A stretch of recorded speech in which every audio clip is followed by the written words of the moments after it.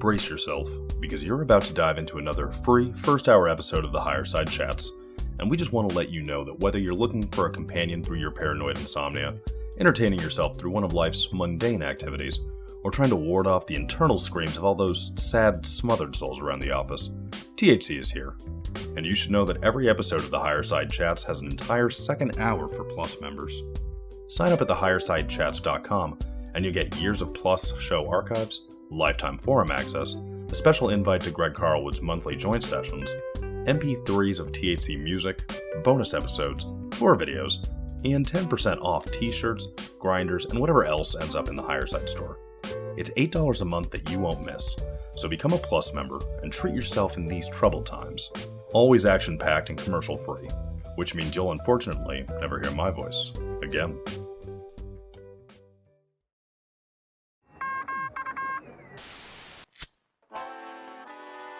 In the 1930s, President Franklin Delano Roosevelt addressed the nation through a series of radio broadcasts known as the Fireside Chats.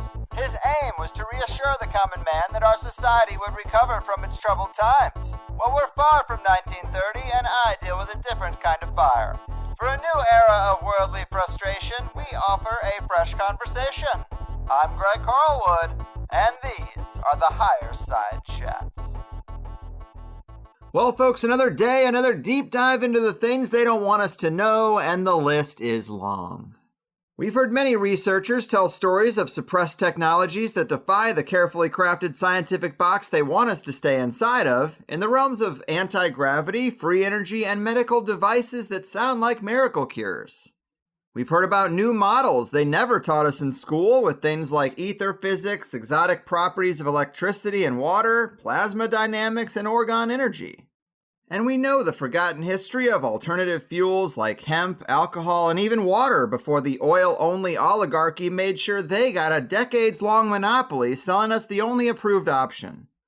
And something that has been mentioned by many previous guests when it comes to this sort of thing is what's most well known as Brown's gas, named after Yul Brown, who dedicated a lot of his life to it in the 1970s. It is a substance which has gone by many names as various people have stumbled across it or attempted to brand and monetize it. But beyond the labels and names, what we're talking about is a process that can be done to water to create a cold, negatively charged, and electrically expanded plasma form of it.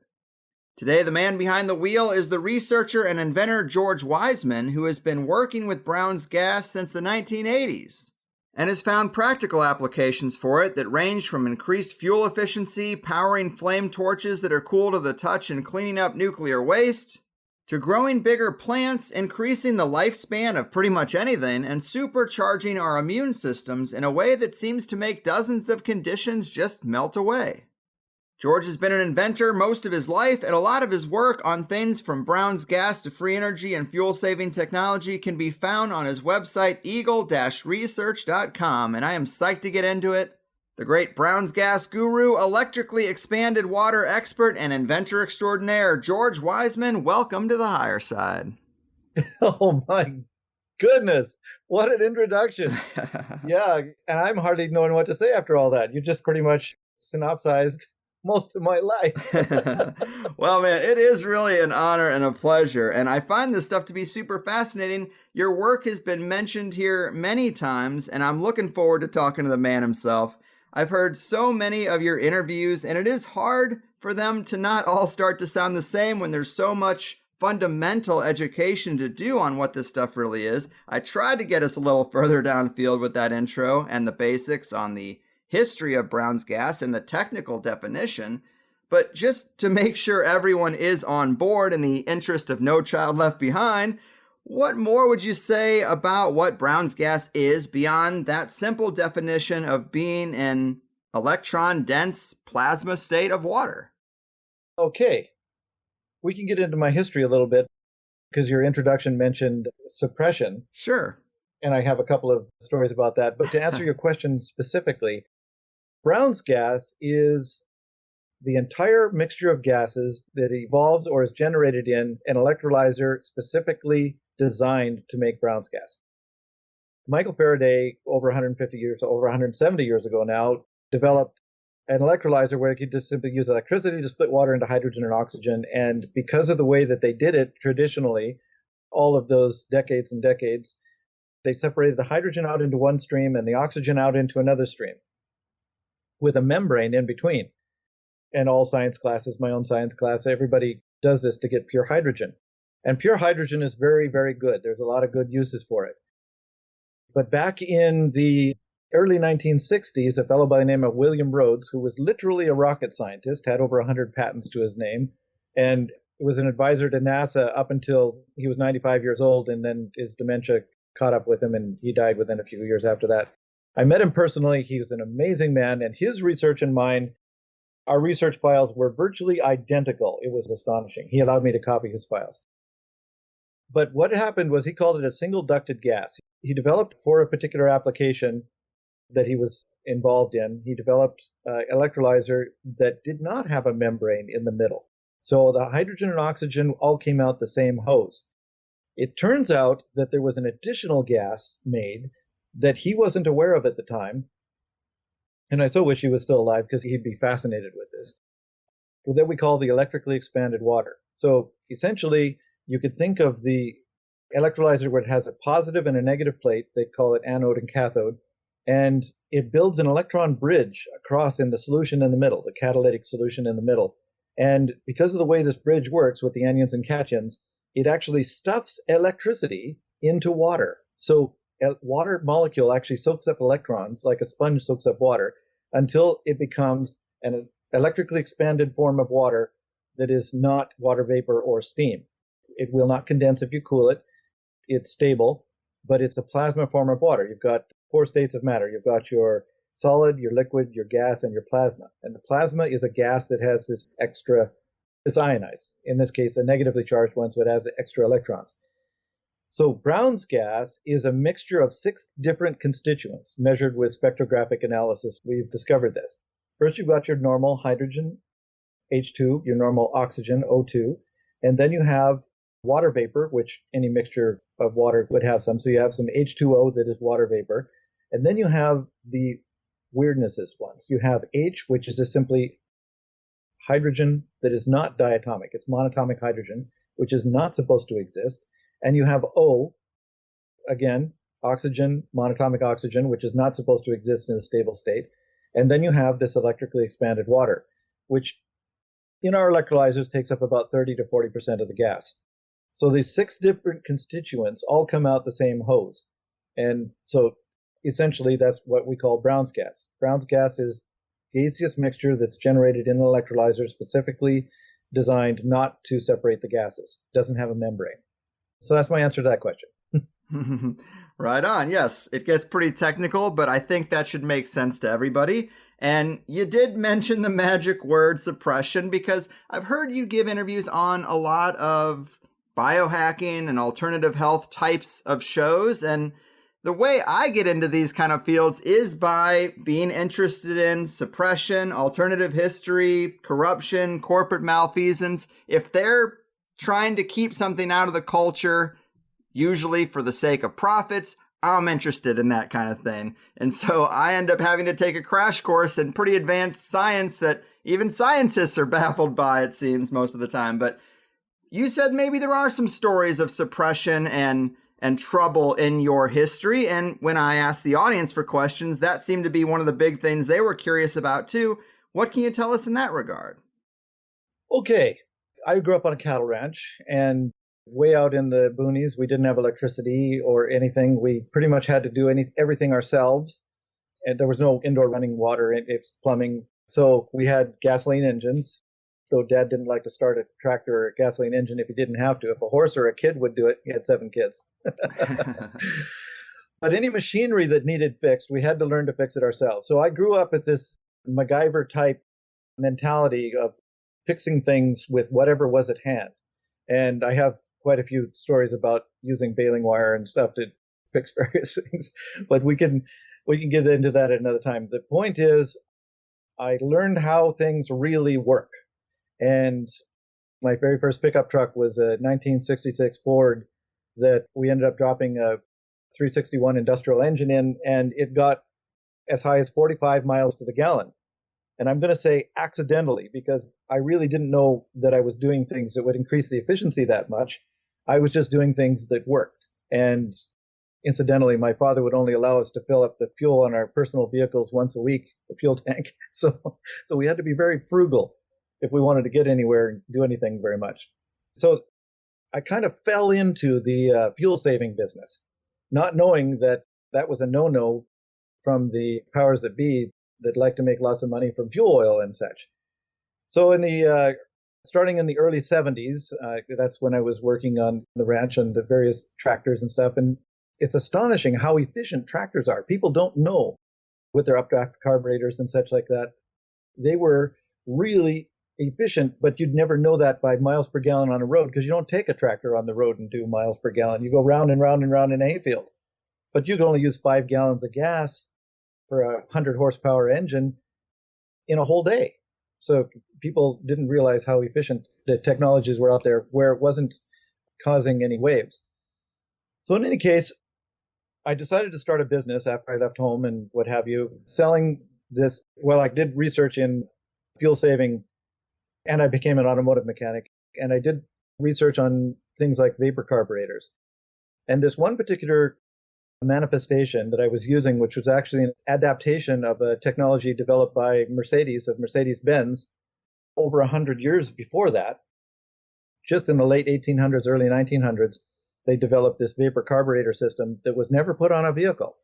So a lot of the things I did as an inventor was go back in the early patents and find things and just bring them up into modern technology. So this particular vapor system would pull air through the system. I call it the HYCO 2A, and it would essentially pre-vaporize the fuel. The simple idea is, if you, I keep having to go back and back, the idea of getting better fuel mileage has to do with only gasoline vapors burn. If you put any liquid gasoline into the engine, it's pretty much wasted. By the time it turns to vapor, mixes with air, it's already going out the exhaust. So to prevent fuel from going out the exhaust, they add even more fuel. And so that when the fuel vaporizes, it actually makes a mixture that's too rich to burn, and it quenches the fuel. And that's also why you get a lot of carbon buildup in the engines and things like that. You're actually putting as much fuel out the exhaust or more than you're burning in the engine for actual power. So to get the most efficiency, you simply pre-vaporize the fuel so that when the spark plug fires, the fuel vapors burn and then it's done. You have cool exhaust and very high efficiency. Okay. So the idea is to vaporize as much of the fuel as possible before the spark plug fires, and this evaporator system would do that. So a portion of the fuel would go through this evaporization system, so I wouldn't need as much of the liquid fuel the regular carburetor would put out to make the vapor that I needed for the engine to run. So I had two fuel systems going at the same time. I had this vapor fuel system and my carburation system, and as the engine vacuum would drop, in other words, go toward more atmospheric pressure, the regular carburation system would take over, and as the engine vacuum would rise, in other words, going with less engine load, the vapor system would take over more in this particular system. And I needed a way to shut off the regular carburetor in exact ratio to the vaporization system, else I'd be putting fuel in from two different fuel systems. And I developed something that I subsequently called the carburetor enhancer, and I would essentially putting a vacuum on the float bowl of the regular carburetor, and the more vacuum you put on the float bowl, the less fuel would go off into the engine. So as the vacuum would rise and more vapors would be coming in from the HYCO 2A, the vacuum would also prevent fuel from going in the carburetor. So that made a really good balanced system. And then I was going to mechanic school at the time, and in this particular 1977 Volare vehicle with about a 350 cubic inch engine, and my vapor system wasn't working, so I shut it off to drive into town. And as I drove into town and back out again, I noticed my fuel mileage was about 30% higher than the normal range. Like, I kept close records of my fuel economy so that I would know if what I was doing was working or not. So I shut off that device that I now call the carburetor enhancer, because I had accidentally left that turned on, so it was putting a vacuum on the float bowl. And it turns out that vacuum on the float bowl was also increasing in the carburetor. They have something called emulsification or air bleed systems, and that's what turns the fuel's gush into a fuel spray, which increase the size of the spray droplets affects how much of the fuel evaporates. So the carburetors with very good air bleed systems got much better fuel economy. And in this particular case, by putting a vacuum on the float bowl, I increased the efficiency of the air bleed system of the carburetor enough that I was getting a 30% increase in the fuel economy. I shut it off and it went right back to baseline. I turned it on, 30% increase.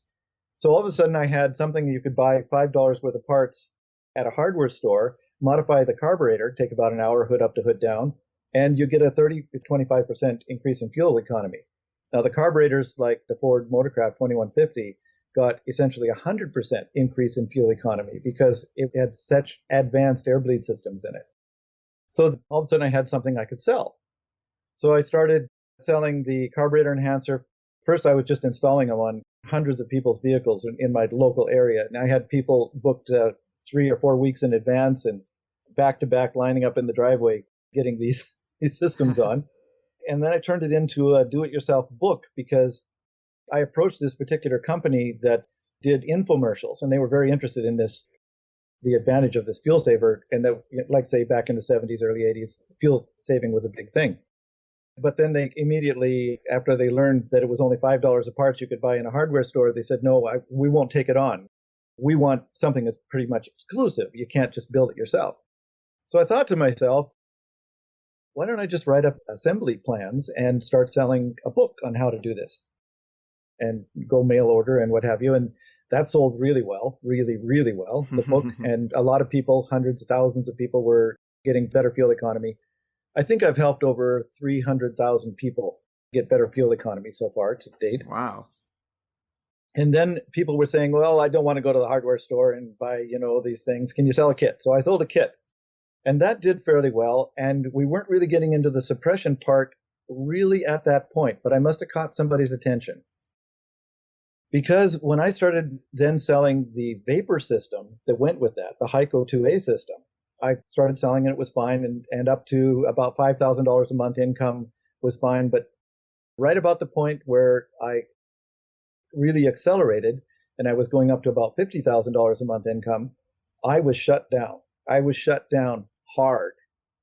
And the first thing that they did was they simply shut off all of the deliveries in the United States and Canada. I'm a dual citizen. I was working in both countries and sending mail out in both countries. Live next to the border. Anyway, the point was I was away writing a book at the time, and my mailroom, the people I had filling the orders, if a customer reported back that they hadn't received their package, I would automatically just send out one because, 1 in 100 or so, a few a year would get lost. But it turned out that all of them, all packages of a certain size, were not getting delivered to the customers. So I came back from my sabbatical, having written another book, and discovered what was going on. So at this point, 2 times of sending out had been gone. And I'm a very poor businessman, so I didn't have a very high markup on these because I was trying to save people money. So at this particular point, I had to send out a third one. And in this third one, I insured every single package for 3 times the value of what was in the package. And you could do that back in those days. Nowadays, they don't allow you to do that. And then a month later, when they still weren't getting it, everybody who had bought one still wasn't getting one. I went to my post office with this fistful of insurance receipts. I tried to submit them and said, oh, no, you have to be 90 days. It has to be 90 days not delivered before you can submit the thing. So I waited the 90 days and I went to submit them. And what they did was they sent a letter out to everybody asking, did you actually receive this package, before they would pay me my insurance. Every single one of those third one that I had insured was then delivered to the person 3 days before they received the letter saying, did you receive the package? Interesting. How about that? But I was out of business. At that point, I was out of business. It took me years to get back. But when I came back, they started doing some other interesting things. Like in Canada, they have a program called CBC, and on CBC, they have a show called Marketplace. And Marketplace, it looks at frauds and things like that. And because I was selling a fuel saver, I was on the list that they were checking out to check out for frauds. Well, they did report on 5 fuel savers that didn't work. Mine was not one of the ones that they reported on because my fuel saver did work. And when they tested it, it did work. So they essentially put on a program that told everybody that fuel savers don't work and gave these 5 examples. And it pretty much made my Canadian sales drop off to nothing almost overnight because people assumed that no fuel savers worked, even though my fuel saver was not on the list. So that's one way that suppression happens. But I was also investigated 7 times by various government agencies, by the State Attorney General of Idaho, by Canadian Consumer and Corporate Affairs, by a whole bunch of different entities investigated my business 7 different times. Every single time there was no issue with the business because I had 0 customer complaints. Not one single customer they could find would testify against me. In fact, it's funny. There was a guy in Washington State that I met at one time during one of my trips out, and he said, "George, I want to be a distributor." He said, "I bought your fuel saver knowing that it wouldn't work. I tested it on my car, and it worked better than I ever could imagine." He said, "I bought it specifically because I was going to sue you." All right. He said, "But I can't sue you. It works. So I'd like to be a distributor." Wow. Well, that does make me think of a recent guest I had, a friend of mine really, who made the point that yes, there is suppression when it comes to alternative fuels, energy, and medicine, but there's also a lot of bullshit too. And because of his history in the venture capital space, he knows people who say they have investigated so much of this and they always find the results to be oversold or it's not scalable, et cetera, because there are independent angel investors out there and now even Dogecoin millionaires. But really, these people with deep pockets who would gladly fund some of these projects, why is there such a problem connecting inventors in the alternative space with these investors? That is a really good question. And speaking from the inventor side, I've had several different investors approach me, and it turned out there was only one angel that really came through and did things. Like I had a person one time, I lived out in the country, who flew in this case it was British Columbia, Canada, to a local large town, rented a limo to come out to my little farm and dripping with diamonds, this particular person, and interviewed me and what have you, and went away, and I never heard from her again. I am not exactly sure why or what the situation was, but there were people who came and looked things over, and maybe I was, a goat farmer and not being very impressive. They decided my technology wasn't worth anything because I didn't have the face for it. I clean up nice, by the way. If you've probably seen some videos that showed me in, But anyway, there was one investor eventually that brought me onto his mine site in Galloway in British Columbia and said, "I will pay for all your expenses, give you a place to live." In fact, they even had a maid cleaning up the house that I was living in. He said, "All you have to do is work in this space and develop this technology." Essentially, I was taking over from a former inventor that had been working there on Brown's gas and had abandoned the project. So they looked to the guy who wrote the books on Brown's gas, and that was me. And I was actually living not too far from there, about 3 hours from that particular mine site. So it was a slam dunk to go over. And at that point, I had become divorced from my wife, and I'd lost my little farm, and I was kind of open. So it worked out really well. I went on to this mine site, and I worked about 16 hours a day in this little laboratory. And what he wanted was Brown's gas to treat ore. That's what the mine site was about. And I did that, and it worked really, really well. For example, a copper ore, you can increase 3 times the amount of copper you got from the same ore if you cooked it with the Brown's gas. It was phenomenal. So he was really happy, and we had a good relationship there. And at that point, I developed the large water torches and what have you. He sponsored that research as well. And the research really got ahead from that particular angel. But most other investors, they want control. They want something that's already ready to go, and then they want control of it as well. Mm-hmm. I even tried with the AquaCure machine. I tried approaching people from Shark Tank to get them interested. And I couldn't even get past the people you have to get past to talk to the people. They weren't interested. And I've made millions of dollars now selling the AquaCure machines. And these guys, just from essentially working in a 2-car garage, and these guys, they would have made hundreds of millions of dollars. And they still would, and they still could if they were invested in it now, if they invested. Yeah, Mark Cuban, where are you at? Yeah.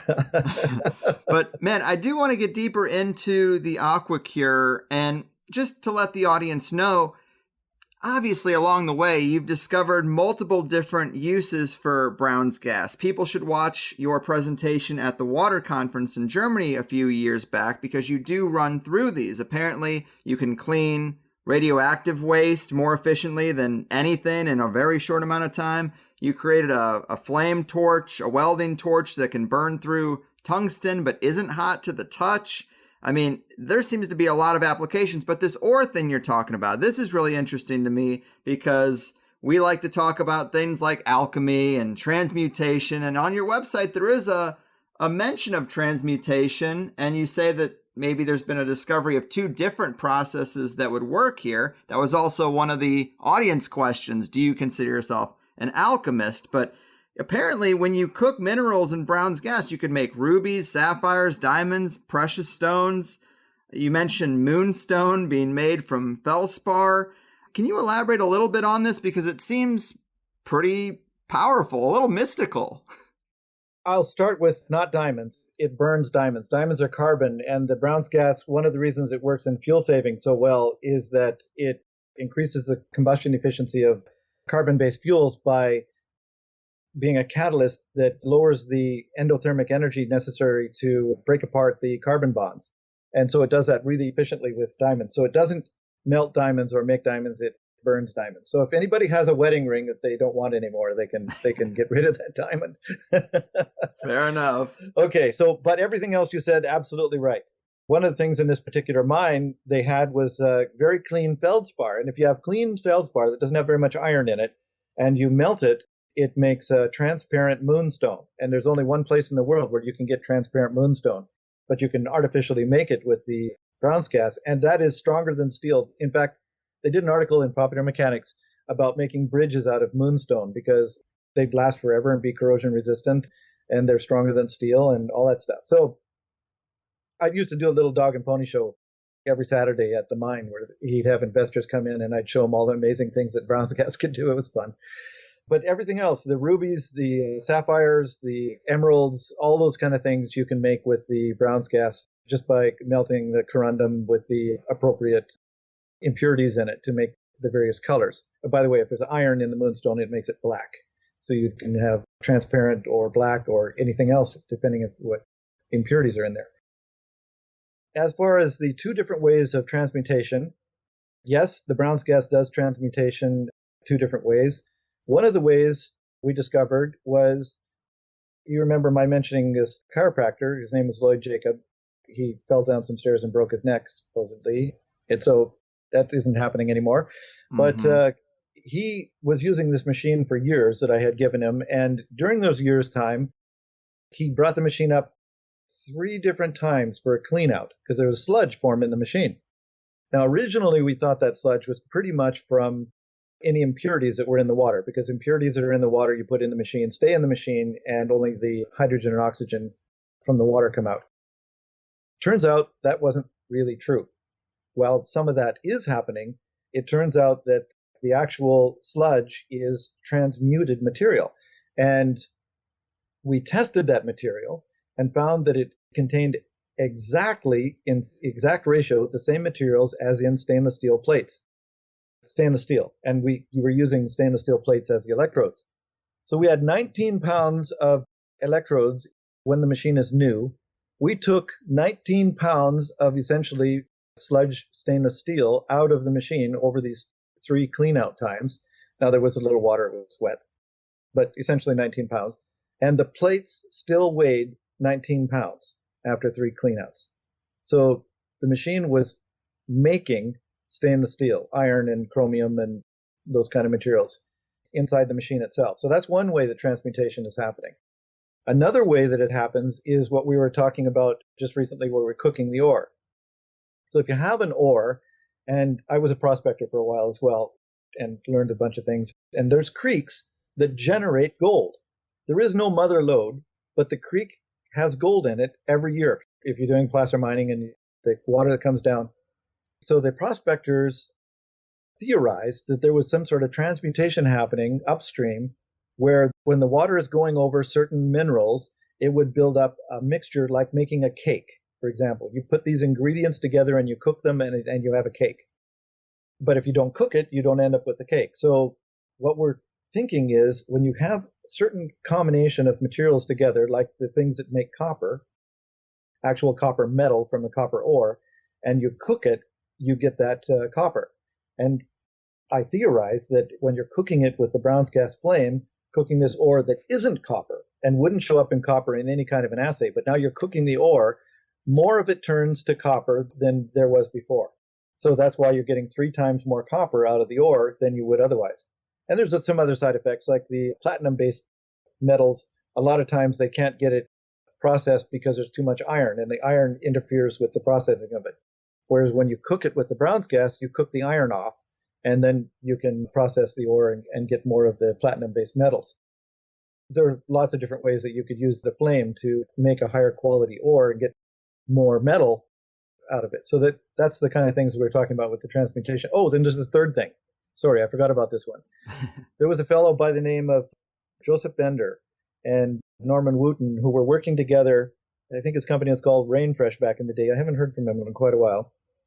But they called me up one day and they said, we made new water, and new water is where you collect the condensation from the flame. So the hydrogen and oxygen of the Brown's gas is turning back into water, and we call that new water. There's various reasons we call it new water, but you collect that condensation and they put it in a bottle. And the bottle was sitting next to another bottle, which was the same size and shape, because it was a minerals bottle. I don't know if they still do it, where it had 50 different minerals. You put it in a cup and you drink that down to get your vitamins and minerals kind of thing. So these 2 bottles were sitting on a shelf, and the sunlight was shining through the full bottle, mineralized bottle, and in the shadow of that bottle was the bottle of new water. And they noticed that there was a sludge forming in that new water. And that doesn't make any sense at all because there's nothing in that bottle but H2O. And they tested that sludge. It ended up being about 10 ounces, as I understand, which was really significant amount of sludge. They tested that and found that it contained every single mineral that was in that bottle that was sitting next to it that was being imprinted on from the sun, from the solar. Wow, I thought that's where you're going to go with that. And I've heard little examples and stories like that. The memory of water and apparently this ability for it to transport things. That's crazy. I love hearing that, though. Yes. There's way more about water that we don't know than we do. I can tell you that for absolute fact. I've seen some things that I haven't been able to duplicate, but they happened at least once, and I know personally that they did happen. So I don't know how to duplicate it happening, but there's things that happen that would revolutionize the world as we know it. It's astonishing. I just as an example, one particular experiment, and I had a friend of mine, lives in Germany now, married a woman over there, standing next to me when this happened. We had an electrolyzer running. It was one of my very early designs. I still have it, actually. And it was producing about a bubble a second, okay, about a 1/4-inch diameter bubble a second. Just boop, boop, boop, boop. Nothing very exciting or anything. We were just running it there, testing one particular thing or another. And all of a sudden, for no reason I know of whatsoever, it started to produce, I'm going to say, at least 1,000 times more gas. It practically blew the water out of the cup that the hose was in. It was just a huge amount. For a few seconds. It wasn't just an explosion. It continued like that. And then all of a sudden there was a little, almost a ping sound. And then it went back to boop, boop, boop, boop. Weird. If we hadn't been standing there watching it at that instant, we wouldn't have seen this astonishing amount of gas where something all lined up in that electrolyzer to the point where it was splitting water with no more electricity than normal. And this particular power supply that I was using was amperage limited. It was fixed. There was no way that you could suddenly be putting 1,000 times more wattage into the machine. So that there was no possible way that that could happen. Interesting. Man, this is exciting. There's a lot of kind of advanced and weird stuff I want to ask you about, but I can't believe we've gone over 30 minutes and barely mentioned the AquaCure. This is something people are going to want to know about. It is the water electrolyzer Brown's gas machine that you sell retail for the health benefits. And you can both drink the water once the bubbles go through it and inhale the gas. There's a range of conditions that seem to go away, and that list is very long because it's really just apparently allowing the body to self-correct. But you list the various conditions in the water conference presentation, things like melanoma, arthritis, skin conditions, autoimmune issues, hair growth, libido, general vitality. Can you maybe talk to us about some of the most impressive testimonials you've heard recently and maybe demystify the healing for people? What is going on under the hood when we really get down to it? Oh, man. Let's, in short, say it helps the body heal from virtually every ailment known to man. Powerful statement. Whatever ails you, you're likely to do it. And just to give a little background on that, our bodies are 62% hydrogen, 24% oxygen, 12% carbon, and 2% everything else, vitamins and minerals, that people usually concentrate on instead of the 62%. So hydrogen is our most important macronutrient. And most people aren't getting the hydrogen that they need because the way that hydrogen is generated in the body has been compromised. We can get into that a little later if we have more time. So hydrogen supplementation is absolutely essential in order for people to get healthy. And just a quick little history, I stumbled into the Brown's Gas for Health, the hydrogen for health. It was actually almost beat upon me by my customers. I had no idea that hydrogen could be used for health. One of my customers in 1996 had one of these water torches, and for some reason, I have no idea why, bubbled the gas in water and put it in a cotton sponge and put it on the melanoma on his forehead. And then within 3 weeks, it healed the melanoma. I did not believe him, but I did send out the information to the other thousands of people like I knew that had saying it's a potential use for health, the Brown's gas. And hundreds of these people had Brown's gas machines of one kind or another and started experimenting with it. And the testimonials I was getting back were astonishing. But it still took me until 2005, 9 years before I actually drank a glass of bubbled water myself. And so I started drinking the bubbled water just to prove it was safe so I could endorse it. I haven't been sick since then. I've had sniffles a couple of times, but in a few hours it's been gone. And both those times were after long distance flights on an airplane, interestingly enough. Wow. Where I didn't have my Brown's gas and drinking the water or anything, and one was intercontinental. In other words, other flights, long flights. So getting back to the Brown's Gas for Health then, in 2007, I started selling the machines because in 2 years I hadn't ever got sick and I was fine. I said, I endorse it. Here's a machine that is specifically made for or optimized for bubbling the water. And then from 2007 to 2016, people were asking me, can we inhale the gas?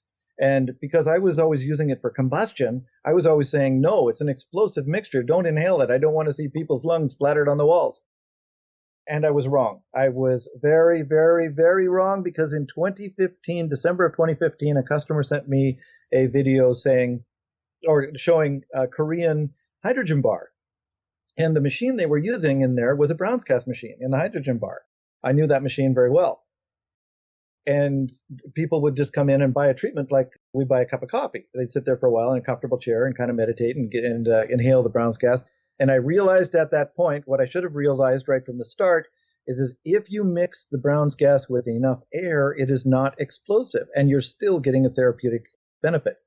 Now, about that time in 2007, a fellow by the name of Tyler LeBaron, who was a medical student at the time, got a hold of me because he was very interested in hydrogen for health. And we did a few consultations and we've kept in touch ever since. So now he's Dr. Tyler LeBaron and has one of the very best hydrogen for health websites, molecularhydrogeninstitute.com, on the internet. So as it progressed, my wife at the time, late wife now, said no one would ever buy this piece of scientific looking apparatus, and no woman would buy it. So she advised me to put it in a case. And then my current wife said the same thing, along with a lot of other people. So once I started inhaling the gas in March of 2016 and decided that it was safe and efficacious because I thought it was healthy at the time. I did not inhale the gas because I was expecting to get healthier or to have any health benefits, which I've had many health benefits. It's amazing. People guess my age at 10 to 15 years younger than I am. My hair has started growing back. My neuropathies disappeared. My warts disappeared. I no longer needed to wear glasses. There's so many things that happened. I can't even remember all the things that I was living with before. In any case, I did build it into a case and stuff, and then that became the first AquaCures that I introduced at a Tesla symposium in Albuquerque, New Mexico, back in 2016, and everything has developed from then. Impressive. And just for people who are unfamiliar, there's been several studies that have done on plants. Apparently they grow 3 times bigger or 10 times bigger in a hydroponic process. Fish swimming in it have grown 3 times in size and apparently live longer. Chickens that were given Brown's gas doubled their egg yield overnight. It seems like there's just so many applications for anything that's living. It benefits from this. You mentioned that our hydrogen sources have been compromised. What's that about? Okay, so we can't breathe in hydrogen because there really isn't any hydrogen in the air. It's an oxygen-nitrogen mixture. So where do we get our hydrogen from? People would ask. And you get it from your food. We eat hydrocarbons, okay, which are hydrogens attached to carbons, and we have to digest them. But it takes a lot of energy to break apart the hydrogen-carbon bonds. So we start by masticating our food in our mouth and putting in some enzymes, and then the food goes down into the stomach and the acids work with it, and it goes into the lower intestines, and you've got your bile and everything, and some digestion takes place. And then it gets to the colon. This is the important part as far as hydrogen is concerned, because the specialized bacteria that break apart after this food is all prepared and the enzymes and catalysts are there, the bacteria use that to break apart the hydrogen-carbon bonds, and the hydrogen then goes out into the bloodstream in your colon. Your colon actually breathes. That's where you get your hydrogen from. And if you have stinky gas coming out to your rectum, that's methane, and that means the hydrogen breaking hasn't been very complete. You've got your 4 hydrogen attached to a carbon, and that makes the methane gas coming out. When it breaks down entirely, the gas that comes out your backside, if it hasn't gone through your colon, is actually not smelly. It's hydrogen gas coming out of you. So that's how you get your hydrogen normally. Now, what happens is virtually everything that we use in our modern technology kills those bacteria. The glyphosate in the artificial sweeteners, all these different chemicals, and antibiotics. Antibiotics kill bacteria. That's what they're made to do. Right. And they kill the good bacteria along with the bad bacteria. So people, they take probiotics and stuff, but probiotic mixtures don't have these particular bacteria in them yet, because it's still a new science learning about this thing that generate the hydrogen. So that's why we're doing the hydrogen supplementation, because we don't have those bacteria in our guts anymore, because our modern civilization, with the miracles of antibiotics and all of these other chemicals, have killed those bacteria.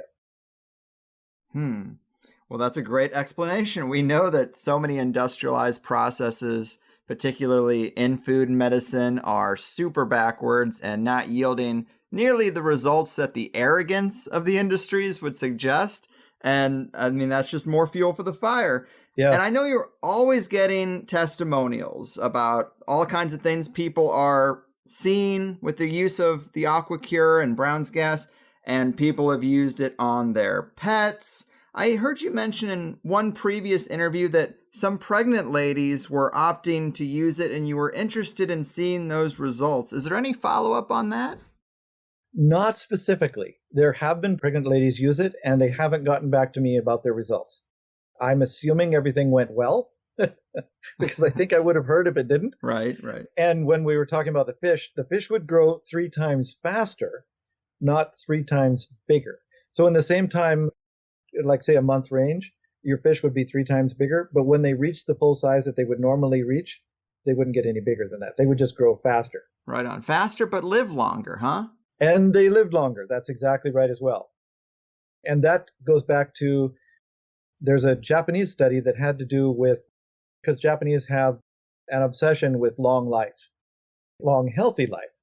And in this particular study that they did, I'm saying 10 years or so ago, they took a group of families that were long lived. All the members in the family tended to live 100 plus years old, and a group that were very short lived. They would live only in the 50, 60 year range as a family. And they measured the hydrogen output, the hydrogen in the breath of both these groups of people. And they found it was consistent that the people that did not live long did not have very much hydrogen in their output breath. Because it's when they eat and the hydrogen goes into their bloodstream through their colon, any excess hydrogen is exhaled. And that's the same with the Brown's gas machine or the AquaCure. If you inhale more hydrogen than you need, your body just exhales the excess. That's why there's virtually zero toxicity. And the group of Japanese that were long-lived had consistent excess hydrogen in their output breath. So they concluded that the hydrogen was a major contributor to the longevity of these Japanese families. Follow that up with several mouse studies that showed that a 30 to 50% increase in the lifespan of a mouse, because humans, of course, were living over 100 years old, theoretically, at least 80. I think the median age is 80 or 82 right now. Mm-hmm. So it takes a long time to learn if you're inhaling hydrogen. I've only been inhaling hydrogen since March of 2016, so however long it is at that time. And I started when I was near 60 years old. So it'll be tough to know how much longer my life would have been. And it would be very interesting to know if people, young people, would be inhaling this right from the start, how long their lives would be. But the mouse study showed a 30 to 50% life extension. And there was one particular rat study that was doubling its lifespan. And they killed the rats because the experiment was over with, and they were using the hydrogen to do some other medical things for heart conditions and things like that. They weren't actually measuring lifespan, but the rats weren't dying. Wow, so they just killed them because they were living They just too killed long. them, yeah. Who knows how long those rats would have lived? All right. Well, that's science for you. That's how they do things in that science business world. But so I got to ask you this pandemic thing we've been dealing with, it should probably get a mention. I've actually heard you talk about some pretty heartwarming stuff that you've seen in the past year with sharing of machines, people running hoses over to a neighbor, and self-healing outside of the Rockefeller medical system. But instead of medically induced comas, ventilators, lockdowns and quarantines, and now this rights-restoring, nearly mandatory vaccine, if the CDC had just mailed everyone an AquaCure, would that have been enough to solve this problem? Absolutely no question whatsoever. Absolutely. And some people even floated that idea to me. How much would it take if I had a couple $1 billion? How many machines could I make, kind of thing? Well, it turns out that people didn't understand this disease. I'll be very specific on there, but then I wanted to talk about an inexpensive mitigation that would have stopped this disease in its tracks. Let's just point out that Brown's gas is actually, there's a book out on hydrogen for mitigating the virus du jour. But getting back to the actual Brown's gas, it's the number one treatment in China for mitigating this virus du jour. Number one. And there's Chinese videos that are showing at the point where people would be getting a ventilator, the disease had progressed to the point where the cytokine storm in the lungs was happening. And it's very important to know the pathology of the disease before you actually start to treat it. And that's what's happening, is that people don't know the actual pathology of the disease. But in any case, when they start inhaling the Brown's gas, even if they're at the point where the doctors would want to ventilate, they start breathing easier and their blood oxygen levels come up from just inhaling the Brown's gas. And within 3 days, they're walking out of the hospital. It's that profoundly efficient. I have not heard of a single person getting this virus du jour who is inhaling the Brown's gas every day. They may become infected, but they show no symptoms. And there is no such thing as an asymptomatic spreader either, by the way. Right. There was a 10 million person study that proved that, as well as a bunch of other smaller studies. And that was being proven even shortly after the Princess cruise ship. Even before that, they were showing that there are no asymptomatic spreaders. But then we'll get back to why there isn't. Okay, there's two things I want to do. First of all, the pathology. Yes. This particular virus is extraordinarily easy to mitigate if you know what's actually going on. And what's actually going on is it's a blood disease, not a respiratory disease. The doctors can be forgiven up until now, because they should know by now, because that it's a respiratory disease, because when the people can't breathe and go to the hospital, that's what they would be thinking. Is they're trained to think horses, not unicorns. Trained to think if people can't breathe, there's low blood oxygen, it's a lung problem. Mm-hmm. They're not used to having a blood problem. Now, doctors that were used to blood problems, like cancer of the blood and stuff like that, where the blood doesn't carry oxygen very well, they started to think of this other thing that could possibly be. And so what happens is the virus gets into the red blood cells and kicks out the iron. There's no iron in the red blood cells. The red blood cells can't carry oxygen. So you have blood circulating in your system that isn't picking up any oxygen, and your blood oxygen levels drop. And that's the very first symptom of this virus du jour. So if everyone was given a pulse oximeter so they could measure their own blood oxygen every morning, and as soon as it started to drop, they could self-isolate and treat it, this thing would be over in 2 weeks. The whole thing would be done, gone. That's it. So that's the easy thing. Now, getting back to the actual pathology, virtually every symptom of this virus du jour is caused by low blood oxygen, the kidney failures, the blood clots, all the kind of things that are happening. So as soon as you can get the blood oxygen level back up. So what would happen with these normal treatments that really work, that don't require a vaccine, is it would get the virus kicked out of the red blood cell. And the way to do that is to put a bunch of zinc into the red blood cells. But you can't put the zinc into the red blood cells without something called an ionophore. And an example of the ionophores is hydroxychloroquine. But there's beyondicide. There's a whole bunch of different ionophores that can put zinc into the red blood cells. As soon as the zinc is in the red blood cells, it stops the viral replication, and the red blood cell can recover and pull the iron, which is still floating around in the plasma. So iron, heme, ferritin, whatever you want to call it, goes back into the red blood cells, and they start carrying oxygen again that quickly. But the Brown's gas, with these electrons in the electrically expanded water, when the electrons get onto the red blood cell, even if it doesn't have very much iron in it, it gives the red blood cell a charge.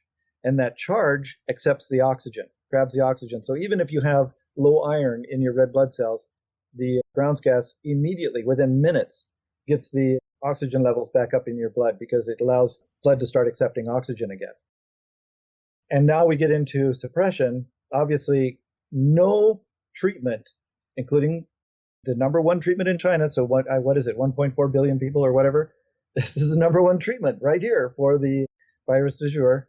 And over in China, they're not having any troubles with the virus. They're going full steam over there.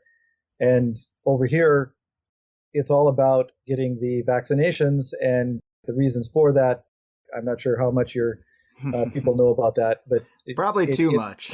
But it makes no sense to treat the virus with vaccinations, because now we're getting into exactly the same situation that we did with antibiotics.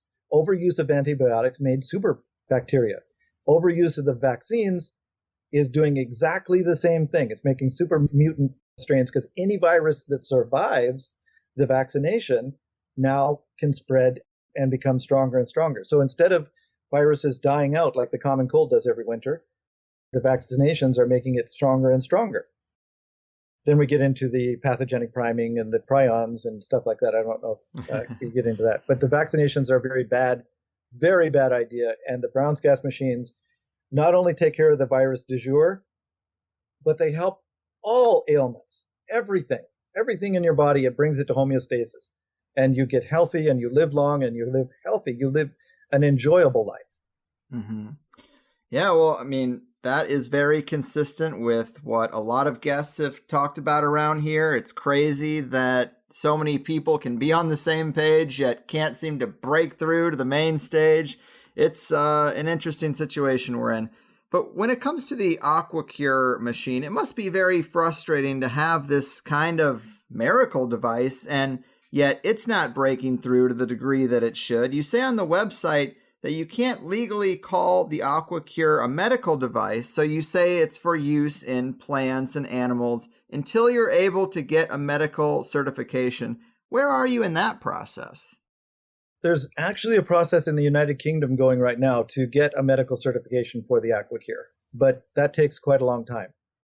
Yeah, it's not a vaccine, right? Not an experimental gene therapy they can just get out in the market.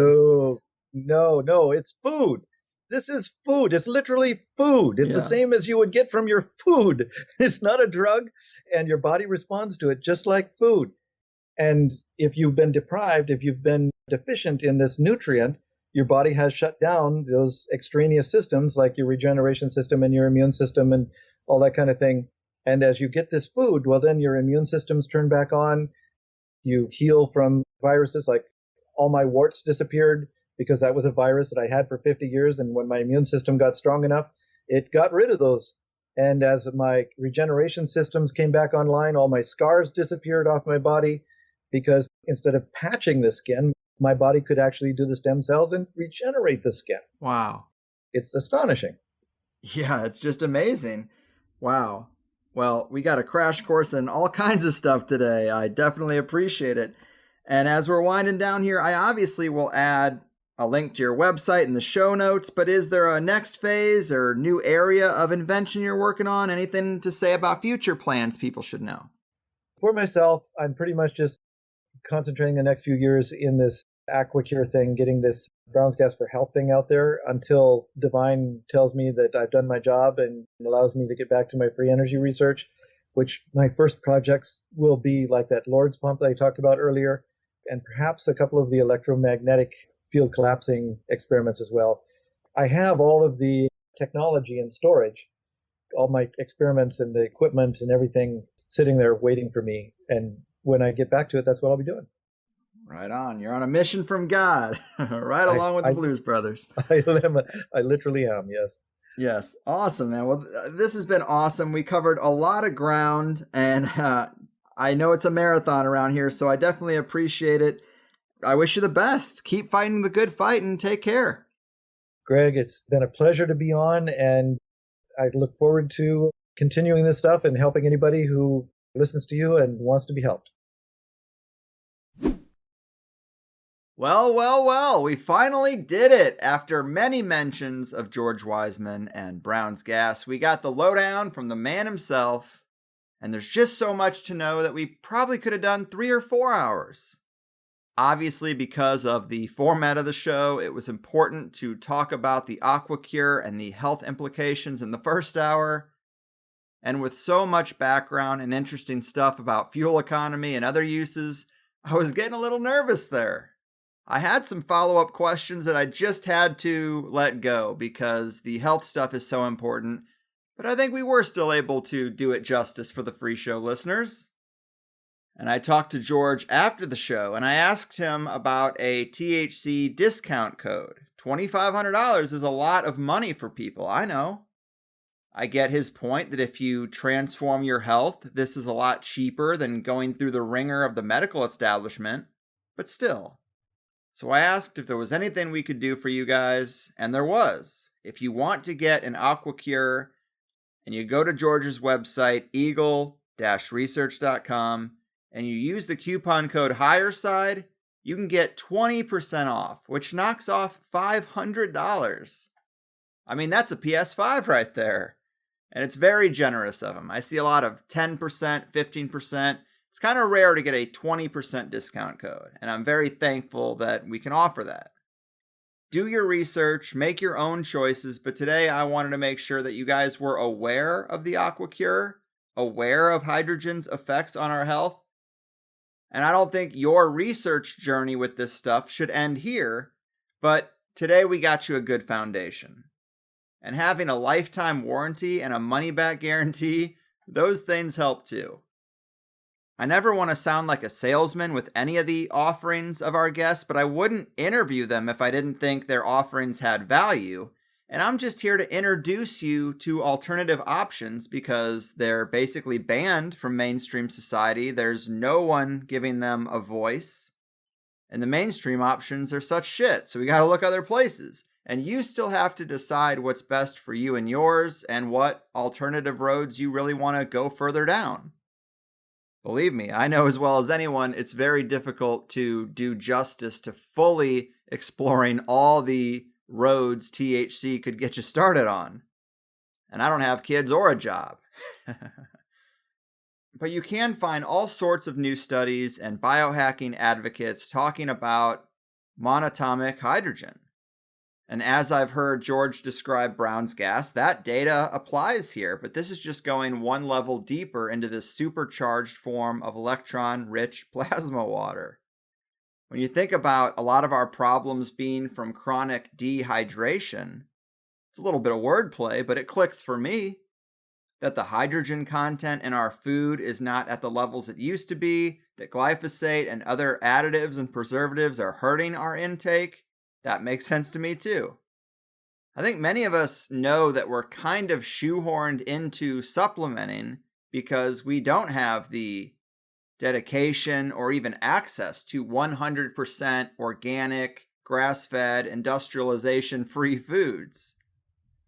And AquaCure is kind of a version of that supplementation.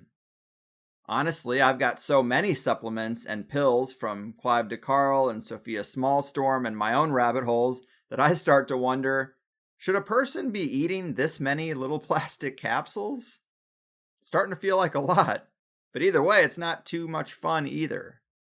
So maybe with an AquaCure, I can kick the allergies entirely. Maybe it could help my aging 15-year-old dog, or my aging parents, or help a buddy's eczema. I guess for me, when I think about the range of people in my inner circle that I might be able to help with the machine, the cost starts to come down in my mind a lot. Do you have 4 friends or family members that have a condition mentioned today? Is it worth $500 per person to put them back in optimal health? I don't know, but big thanks to Plus people as well, and our old pal Shamangineer for adding some great questions to the show today. That makes up a big part of the Plus show, and I think we at least touched on everything that was brought up in the forum. Some of which was even unprompted, which makes it a lot easier for me. And as I usually say, the Plus show adds so much. Today was actually really powerful, one of my favorites in a long time. We laughed, we cried, we talked about story in a person's life, and destiny, and life path. To me, it put the importance of the AquaCure over the edge. Maybe it sounds weird to vet this type of device that way, but if you heard the Plus show, then I think you know what I mean. That part of the conversation added a level of authenticity that is really hard to imitate. And you'd have to be a real psychopath to go there without being genuine. So having never experienced Brown's gas, having only seen positive reviews, even Clive DeCarl advocates for the AquaCure, and then having that added conversation that the Plus people heard, I'm on board. I bought one myself. Let's see how it goes. But as for other Plus topics, we talked about frequency modulation with the AquaCure, free energy technology, Ezekiel's wheel, anti-gravitic craft technology, how Brown's gas compares to EZ water. One of my favorite parts, plasma-based life forms and waveform intelligences. George had some interesting thoughts there. And we talked about cavitation and zero-point energy, the philosophy and unorthodox business ethics that George lives by, and signs from the afterlife. I hate to tease stuff and oversell it, but I thought it was one of the best second hours in a while, and we covered a lot of ground that was pretty unexpected. Help me help you. In times like these, signing up for THC Plus is a small but meaningful revolutionary act. And by introducing you guys to people like Dr. Lando and George Wiseman, can you see how we're slowly, show by show, eroding the stranglehold of the big machine? We're breaking the paradigm and cutting into their market share, damn near monopoly really, on health and wellness and the information that's allowed to get out and where our money goes. We all have limited funds, but every dollar spent on THC Plus or the books, products, and services of our guests is a dollar that's not going to Walmart or Amazon or Domino's or any of the mega corporations trying to completely destroy any and all alternatives and give you only shiny, shallow bullshit. So consider your role in the revolution. If it's not THC Plus, I hope you're voting with your dollar somehow. But that's the show. I'm psyched to get my AquaCure and report back. I haven't really taken the leap on very many things that come up on THC when it comes to like making a purchase of something. I tend to get really excited about each and every subject, and then it's just on to preparing for the next show. But not this time. I pulled the trigger today. My personal health is pretty much fine, but I did this mainly because I know a lot of people with the exact conditions mentioned today, and getting them to try something like this doesn't seem like too far of a stretch. Getting them to arrange a Power of 8 intention session is probably a bridge too far for the people I know, but breathing in Brown's gas is an easier sell. It doesn't really stretch the mind too far outside of conventional thinking, so let's give it a go. If you're feeling the same way, definitely use that coupon code HIGHERSIDE and get 20% off, $500 off. Big thanks to George for offering that, and for his time, and for his work. If you get the chance, tell him that it made an impact on you. As for us, I think we've been on a roll lately, and we're learning more with every guest. So I'm happy. I hope you're happy. Keep the fear at bay, and push the big machine away. I'm getting out of here. I'll see you next time. Your move, pill pushers, jab advocates, and misguided upholders of the Rockefeller medicine modality. Your fucking Sometimes when I get down, I eat a bunch of corporate junk. Processed stuff that makes you fat. Yeah, it's a weak and sickly people making industry. Don't tell me lie. Discipline is no fun, I find. Denial makes it all gone. And I don't have to face it, that's right. And you're wrong.